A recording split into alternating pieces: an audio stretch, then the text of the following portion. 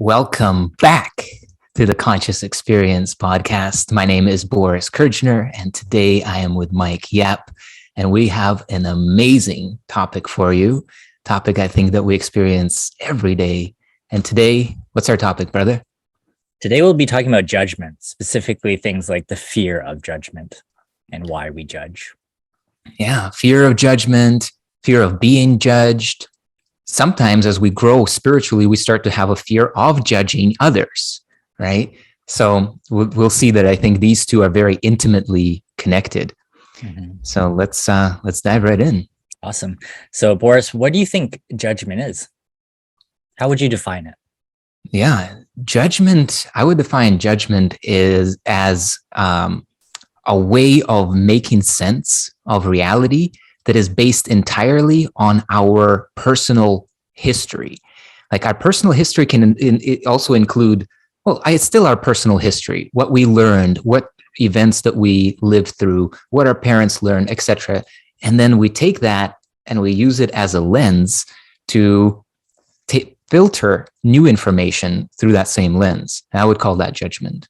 Nice. I like that you brought this subjective experience in there as well. Yeah. I think judgment is really just like your capacity for making decisions. So something just very inherent and natural. And I think we'll get to that. We're not trying to judge people that judge, by the way. Yes. Okay. So, well, I guess why do people judge? Yeah. Like, where does it come from? Yeah. I think it's an inherent mechanism. Like, at a very basic level, I think like sometimes I really like to go to the source of our life. Like, where do we begin our life? And then see like, how does this accumulate? Because as a baby, we're not really judging. I heard that like babies we're born with two fears. Fear of a loud sound makes us startle. And the second one is like fear of being dropped. So if we like, do this to the baby, it'll be like, oh, so that's the space. But if we talk about judgment, I think in many ways, judgment is a way of trying to keep us safe. Would you say? Like it's kind of like a way of making sense of reality, but in the name of being safe, making good decisions that keep me in a particular safe way, which is typically a status quo kind of experience.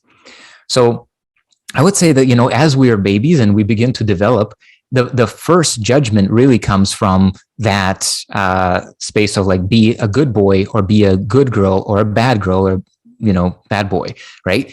And so we begin with inheriting our parents' perceptions and judgments, but they are not really true. And this is where this is like the inception of why judgment doesn't actually work, because what our parents do is they offer us, like, for example, if we make noise and they don't like that noise, then we are judged as bad. And now we're like, okay, so that's bad. And we begin to form this like picture that is really like a puzzle picture of like these different judgments that we hear placed on us, that we hear our parents put on themselves, on each other, and then how they talk about the world. And I think from here, we begin to make sense of like the prime directive of the biological life form is survival. So we start to say, this is how the world works. Yeah, like that person's not safe. If he or she looks like this, then that means that, they might steal from me. If he or she, speaks like this, and all of that starts to become a template that we use then to make sure that we avoid the bad and try to get more of the good. Yeah, I would agree 100%. I think we're all naturally hardwired to survive, right? Even like past the childhood, it's like when we pick poison berries, we judge that, and that helps us stay alive. And so, watch our episode on good versus evil, because I think a lot of that will touch in on why we judge. Yes. Also, like things that condition us are like social media. We envy, we compare ourselves. So it's all just kind of built into us. And mostly today we'll be talking about the negative sides of judgment, but first maybe we can touch on like some positive sides of judgment. Even though those are judgments. Negative and all positive. Those are very subjective. Yeah. So The thing also that I want to say is like, I would love to navigate this topic in such a way that like, we see the spiritual perspective on judgment, that we see what it actually does to our psyche, to our perception, to the way that we navigate the world. Because I think what we're going to be finding here is that judgment is the very foundation of fear. Without judgment, there cannot be fear. So, judgment is almost like the rationalization of our fears. And we make sense of them, and then now they become this reality. But yeah, let's explore, and we'll get to that. Mm-hmm. Okay, so maybe we can talk about how not to judge. And you touched in on this briefly. It's quite a subjective thing. It's basically us not seeing reality as it is. It's how we think it should be. So a lot of times people that are quote unquote judgmental, they're looking for something that is perfect in an imperfect world, right? They're trying to perfect the world by the way that they analyze things. So yes, how do people to keep it constant, right? The other part is like things are always changing, and as things change and it's no longer like what we're used to, we start to sometimes judge that thing. Mm-hmm.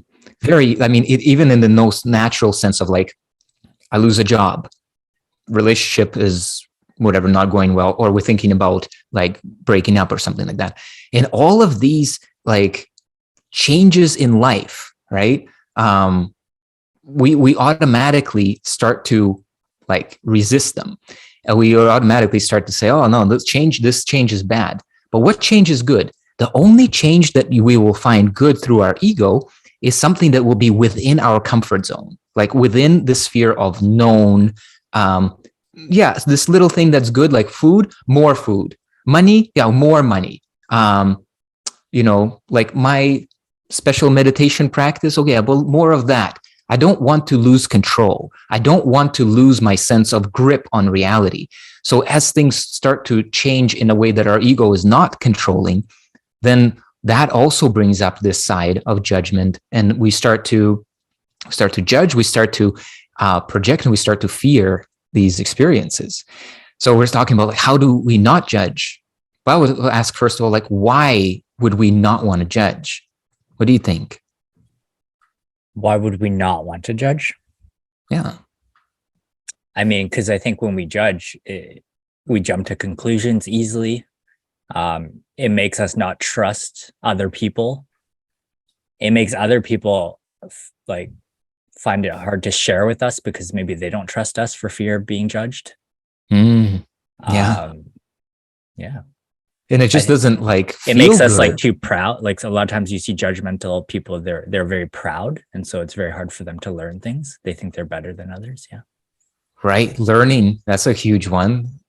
As soon as we have a judgment, we like stopped learning and taking in even what the person's saying. Like, somebody might look at, I don't know, us, maybe say, oh yeah, these people are like very young. It's not, and there it stops.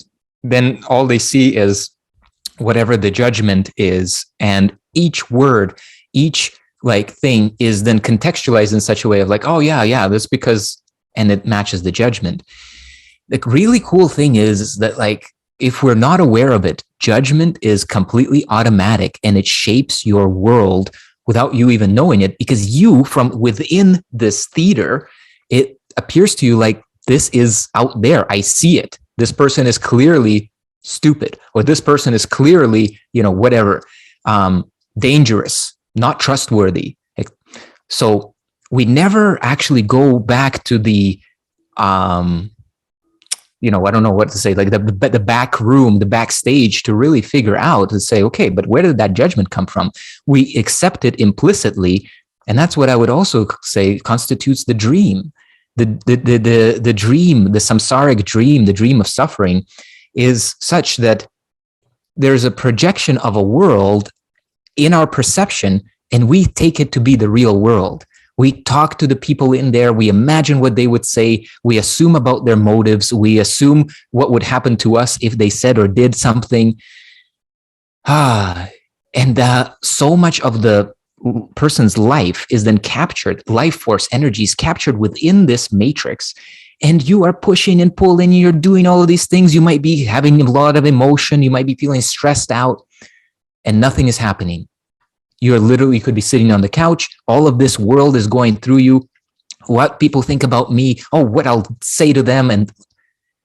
And you literally haven't moved. So A Course in Miracles sometimes talks about our thoughts as really not thinking at all, because what we're doing is we're like having this simulation in our mind to which the world has very little relevance, except the world is more like a screen that we project the simulation on. So how to not judge is, I would say that the real core of it is coming to presence, coming to this moment. Like, and I will also get underneath it, because there's a logical reason and a way that we could say that actually judgment is impossible. Accurate judgment is impossible. But when we're just present here, there are shapes, sounds, textures, smells, like there are the senses functioning, but nothing here is saying like, I am threatening you, or you will be, whatever. That is all happening in the background. It's like, it's so wild, because to us in the consciousness of like judging something, it literally seems like it is talking to us. It seems like it is so clear, it's coming at me, but it's not, because inherently we just have this one moment. Without a past, you literally have nothing to say about it. Like, without bringing the past all the way here and saying, oh yeah, this means, wait. And so this is another layer of it that we can point out, is that all judgment really lays in the meaning that we ascribe to our experience, to what people say, to what they do, what they look like, to what kind of weather it is. It's the meaning that is carrying this weight, this stress, this contraction, this sense of fear and threat, but not the actual thing. The actual thing was a shape. It came, it went, but most of the time the judgment remains in here, like, oh, how they treated me. But they're gone, but it keeps going, and they're gone, and it keeps going, right? So one of the ways is primarily to get present, and then to also understand this fundamental kind of foundation. When judgment occurs in the mind, it's presented as if it is absolute. It's presented as if it is like implicit and objective, and it's really, really there. And there is some assumption that other people also see it this way. This is a real experience out here. Well, the thing that we can understand through humility is to see that, like, actually it's not possible to judge. Like, for me to be able to judge you, Mike, and to be like, okay, what kind of person is Mike? I would really need to know your entire history. Like, I would need to know from the moment of your conception, everything that happened to you, all of the influencing factors. I would also need to know about this environment. I would need to know about how you're influenced in this moment. What is happening? What's the temperature like for you? What's the, because all of these different things contribute to what the moment is. So to make accurate judgment of any possible moment, we would need to actually know the entire history of all that is, not just Mike from your conception, actually, because what about your parents? What about the genetics, the ancestry, the psychic inheritance that you're getting, all of that, like where your family came from, what is that land like? There's so many influencing factors that literally, to judge like even a dust particle that's floating around here, like we would need to know about the creation of all of the universe. We don't have this knowledge. And since we don't have this knowledge, all of our judgment is made with a very, very, very limited, like if all the knowledge of the universe is the 100%, we literally have like 0.9999999 or 0.11 something, right? It's just like we have the tiniest fraction, and we are looking through it and we're like, I know you are this kind of person, right? And that's the fallacy. It's like when we truly see it, we're like, actually, I don't know. The biggest truth, that the most solid judgment I can make about you is I don't know. That's it. It's beautiful. I like the way that you frame that judgment comes from, and I think this is why it's typically associated with a not so good thing or not so good characteristic, because it's incomplete, right? And anything that's incomplete lacks in two things: compassion and then understanding, which is everything that you said. Literally, you cannot stand under somebody and understand all of their upbringing and everything. So it's very hard to be compassionate, and let Yes. alone it's very hard to judge them. So in a true sense. Yeah. And I also like that you talked about like experiencing something in its fullness without judgment. And I think, like you said, a lot of people, they think they're experiencing something, but the only thing they're experiencing is what they love to experience the most, which is hearing themselves talk to themselves. So they're experiencing the subjective conversation that's going on in their head. It reminds me of like something that I judge people on, where it's like, if we go into like a forest or like watch a beautiful sunset, it's like, oh my God, that's so beautiful. That's so beautiful. And I'm just like, shut the fuck up. I'm like, quit labeling things. Because yeah, the second you label things, you start to bring in thoughts and beliefs and all these other things instead of inhaling the full experience and accepting it for what it is, which is reality, as opposed to your thoughts about it. Yeah. Like, to say something is beautiful, we almost always will now interact with a concept of beauty, which is not beauty, which is a construct in the mind. And we actually start to miss the ineffable, right? The actual, the nowness of the experience. It's so funny you brought that one up, that me and my wife had a conversation about that, because she would always I feel like women always do. And it's beautiful. It's part of the ultimate position is we leave everybody alone. The ultimate position, we leave everybody alone, and we understand that everything expresses itself in its own nature.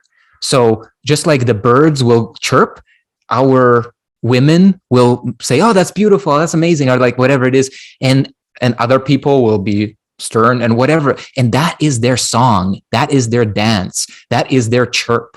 And this is, I think, where non-judgment leads us to, is a sense of just accepting all things as they are. Like, what could we not accept if we had no judgment about it?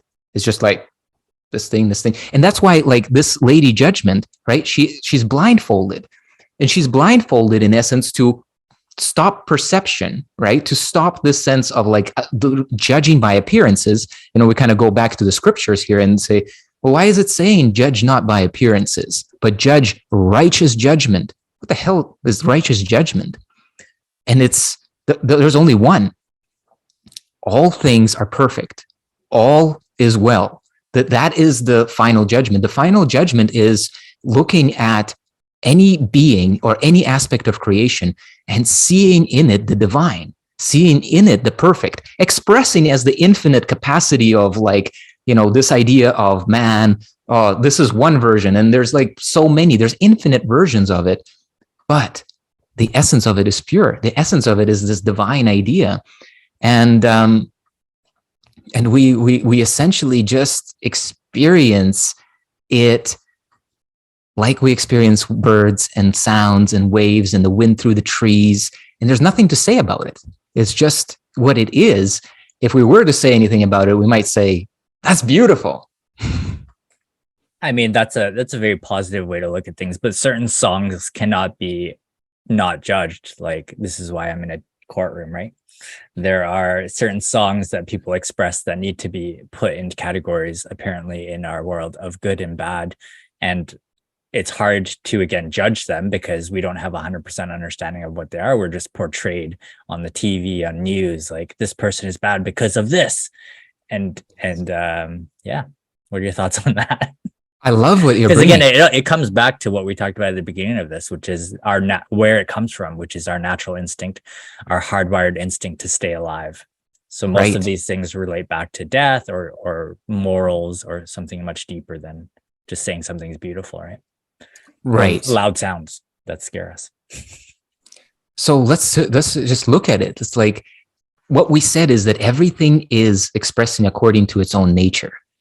A tiger is going to express tiger energy. Lion, crocodile, like it would be silly to approach a crocodile like you would approach a kitten, because it's a confusion of what is the nature of this expression, right? And you start petting it and it starts to eat you or bite your hand off. And you may say, well, that's bad. Well, is it bad, or is it the expression of that particular nature which requires you to respect it, at its own level? Similarly, with, like you shared with me before we started the episode about this, like incredibly grotesque Jeffrey Dahmer.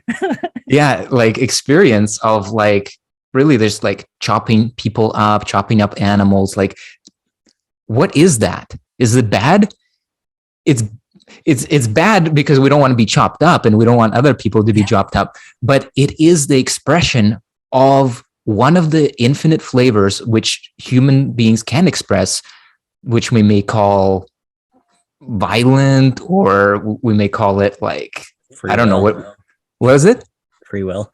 Well, it is. Yeah, it is. It's like, yeah, it's like, I know that this may sound really bad, but as children, we have no problem like poking somebody's eye or like putting our hands in their mouth. And if we had it our way, we could be like, hey, let's take this apart. Like what is, not with any sense of evil or wanting to like destroy this thing. Now, I'm not saying that there isn't perversion in the mind of man. There certainly is. We certainly have this quote unquote lower nature, but that's still an expression of a particular flavor. But we don't judge the children. Like if this was a 2-year-old child that was like somehow had like this ability to, with its mind, to like desiccate like body parts and animals and be like, oh, what is this? This is like, see, this is you not even watching the show. That's exactly how he was raised.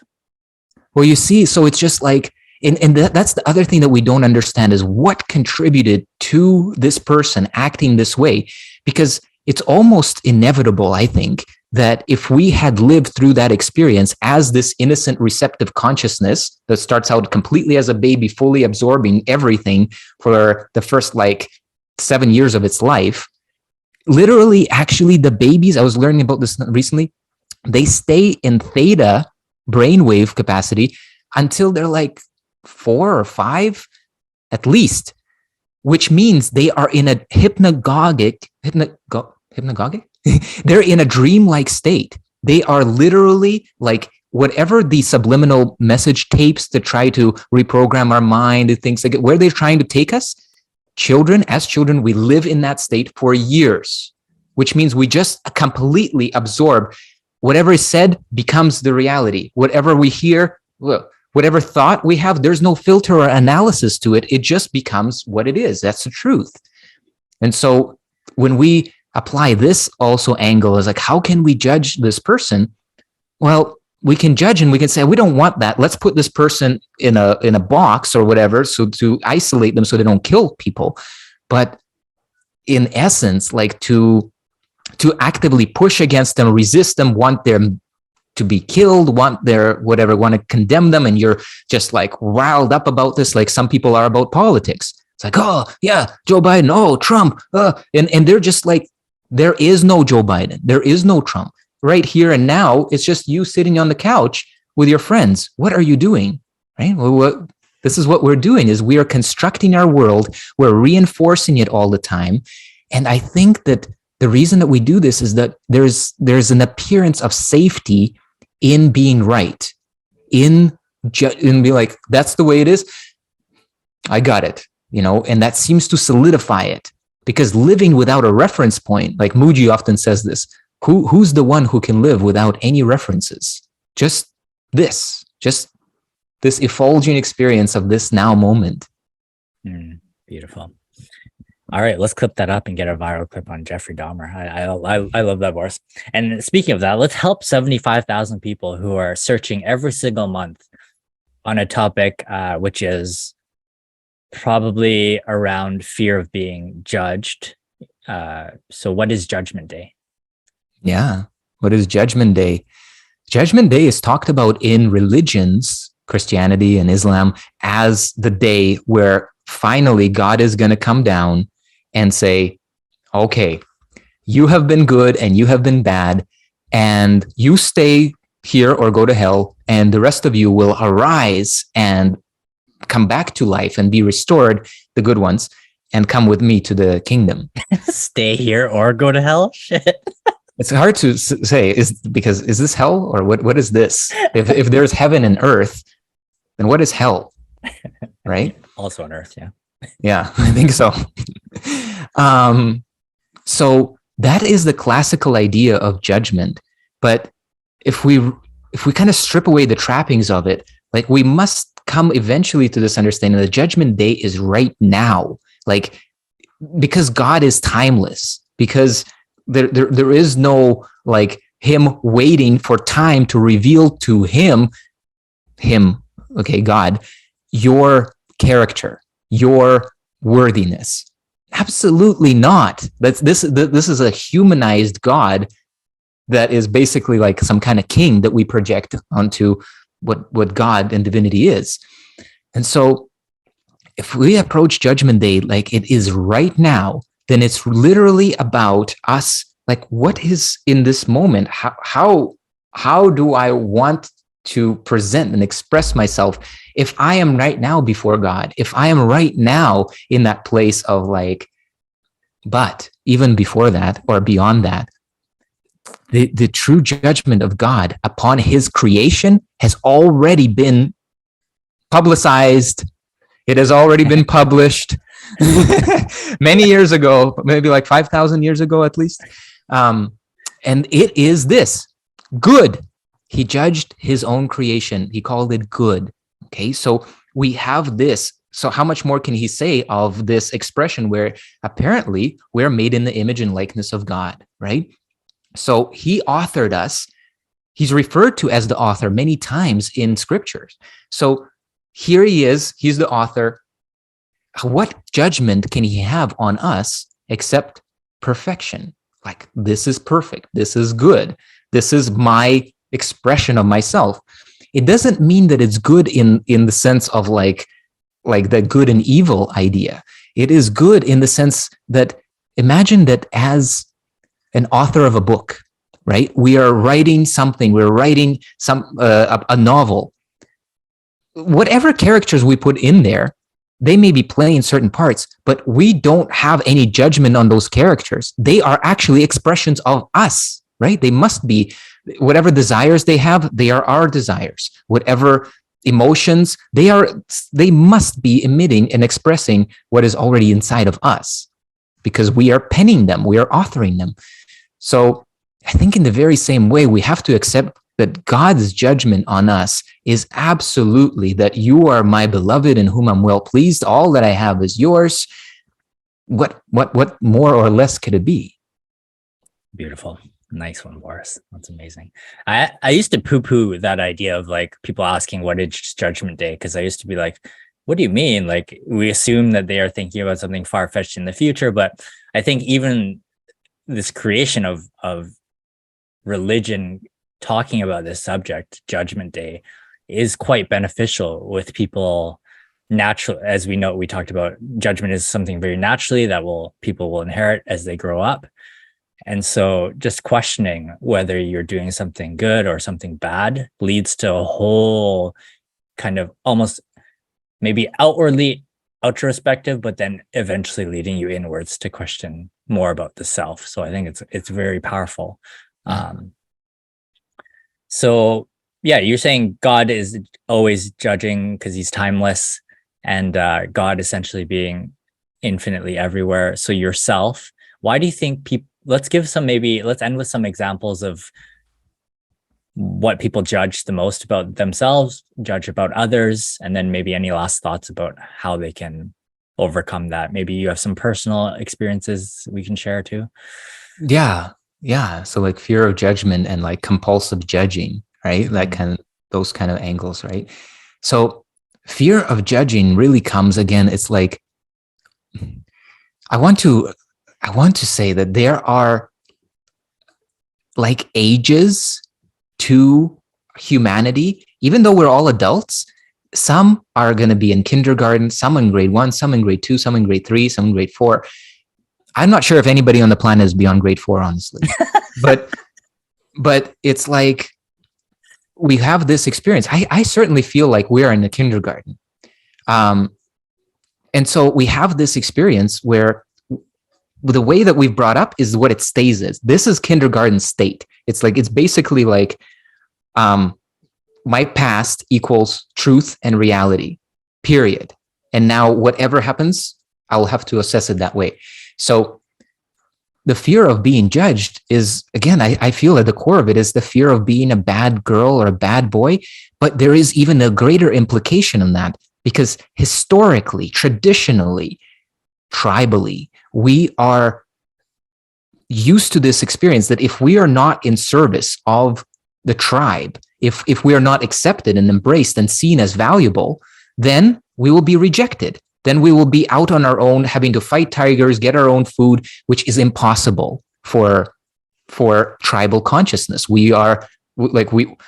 There's apparently even research on this that like literally being excommunicated, people die. Tribal people like who are rejected from their village, they would just like animals sometimes just go and like sit and die and not eat and feel, we would call it depression, we would call it different things, but it's a very real thing. And I think in our DNA, this still lives. So the fear of judgment is really the fear, I think, of being excommunicated, of being like branded in a particular way, of being kicked off the boat, kicked off the team. That kind of an experience of exclusion is very, very fearful. There's very much evidence that we are like social beings. And in fact, we use this as punishment in prisons. They use isolation as punishment, right? Sometimes to me, I'm like, that sounds really good. Like just isolation. Okay. I like it. But actually, if it's not by choice, then there's this sense of like deep deprivation. Even just looking into each other's eyes, another human being's eyes, or shaking hands or being touched in any way, it releases hormones of healing and love and well-being within our body. So there's something very intrinsic to that.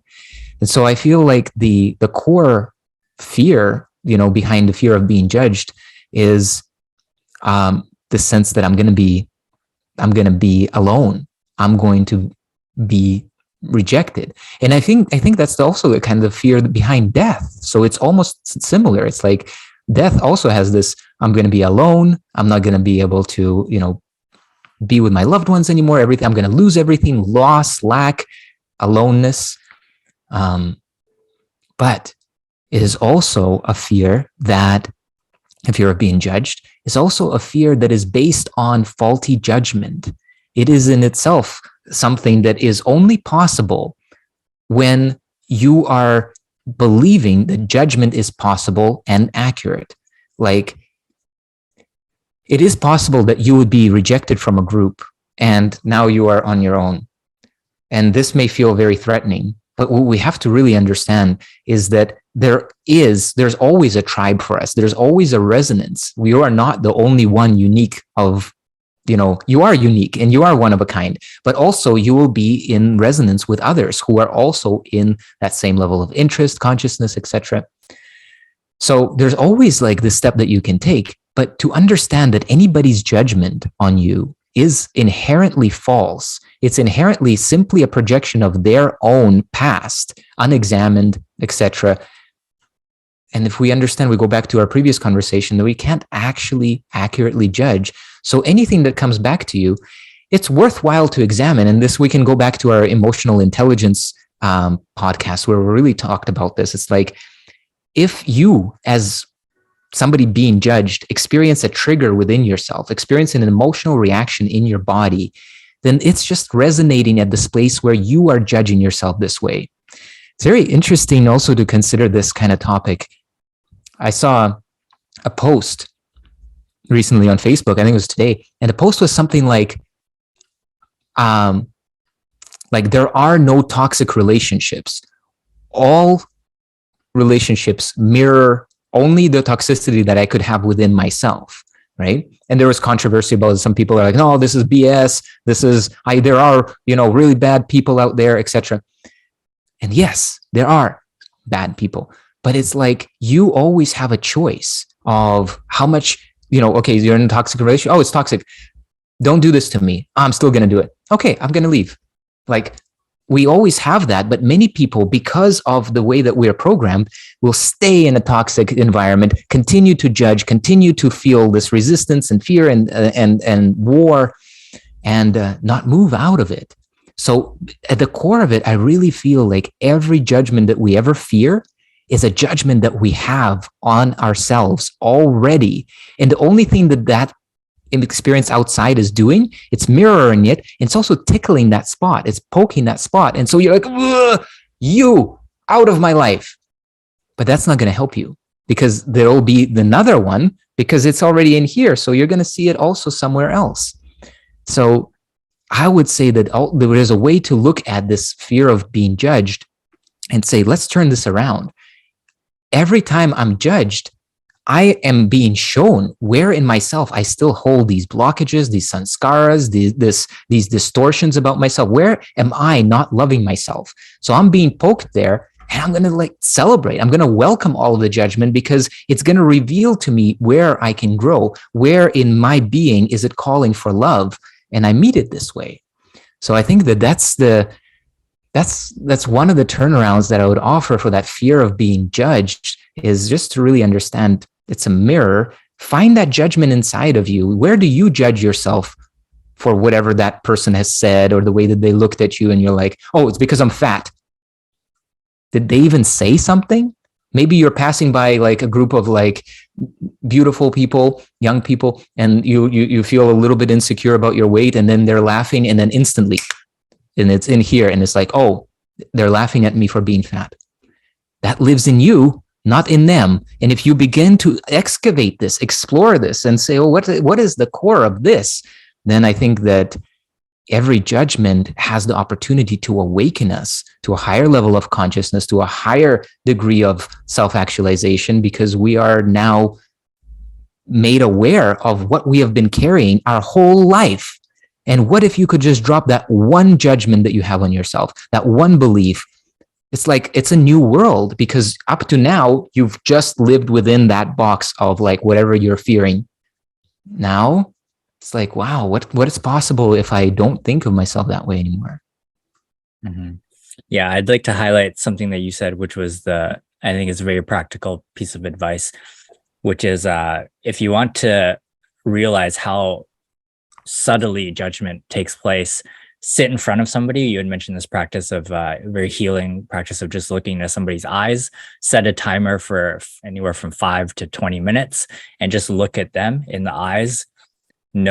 Try to be as still as possible, try not to react. And what you'll notice is that not only are you, because the eyes are like the window to the soul, right? So not only are you going to notice that you're judging them initially for whatever it is, but also that you might start to see or project that they are judging you. And it's just this very fine process of being seen fully when you kind of remove the noise, which is why this practice is so powerful.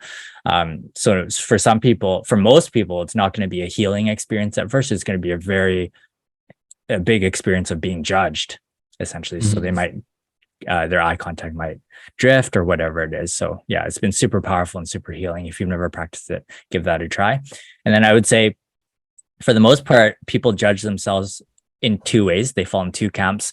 One is, like you said, the majority of people want to belong to society, so they feel like they have to fit in. So just as much as we're all children, like grade 4, and we all want to run down the streets flailing our arms and screaming because it's fun, yeah, we don't want to do that for fear of looking crazy. So that's one camp, the people that try to not be judged and try to kind of stay in the shadows and fit in with the sheep. That's most people, I would say. And then you have the other camp of people which are fearful of being judged to be normal. So these are the people that try to be too super outlandish and express themselves in ways that they're like, oh, look at me, I'm la rebellion, I'm not part of the sheep, You know what I mean? So there's another, and all of this comes from fear, essentially. And it's the same thing on both sides. Yeah. Yeah. Beautiful. Yeah, it's a beautiful insight. So we are literally like living in a world of judgment, a world that is impossible, a world that if we really examine, it's like it's not supported by God, by love, by truth. Like it is completely a construct, and we're all playing this one game. Like all of high school is literally about this thing, right? It's like how I look, how I'm being judged. Do I fit in? Do I not fit in? And whoa, it's like, yeah, it's almost like a holodeck that we get to grow through.